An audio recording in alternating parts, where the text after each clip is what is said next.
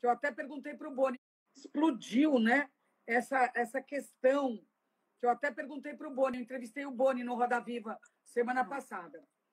Eu participei, né, da Roda Viva. Eu perguntei isso para ele, sobre essa questão do assédio moral e do assédio sexual, que provavelmente devia existir, mas não. Hoje em dia, né, está tudo muito na vitrine, né? Eu acho tudo, se você quer saber, eu acho isso tudo basicamente um saco. Eu vivi um tempo da televisão que, por exemplo, hoje tudo é racismo, tudo é preconceito. Eu até hoje na TV, eu tenho meus câmeras antigos, os técnicos estão comigo há 40 anos, todos me chamam de neguinha. Eu nunca me ofendi, eu nunca me senti discriminada. Eles me chamam de uma maneira amorosa, carinhosa. É claro que eles falam, ô, nega, não sei o quê, é outra coisa. Então, hoje, tudo é preconceito, tudo é assédio. E tá chato. Eu estou há mais de 40 anos na televisão, já fui paquerada muitas vezes, mas nunca me senti assediada moralmente. Eu acho que o assédio moral é uma coisa clara, não tem dubiedade, não tem como você interpretar. O assédio é uma coisa que te fere, é grosseiro, te machuca, te incomoda, te desmoraliza.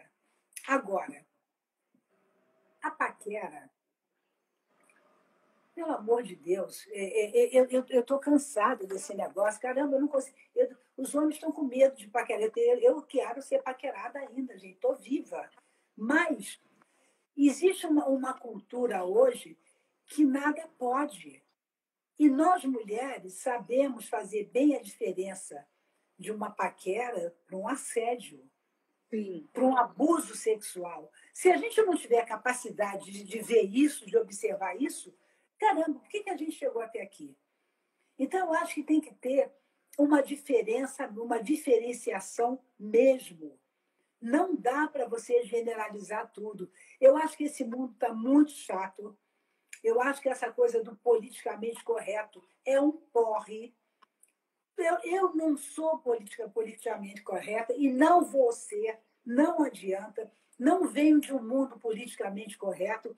Eu acho que politicamente correto é o caráter, é a honestidade, é a sua capacidade de olhar para o outro.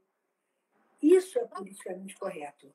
Agora, esse mundo que a gente está, que vem muito da amargura das pessoas, muito da frustração das pessoas, isso eu não gosto, não aceito e não quero, não. Nessa eu não entro, não, Joyce, sob nenhuma hipótese. As minhas lembranças da televisão, Joyce, são todas lembranças da mais absoluta liberdade.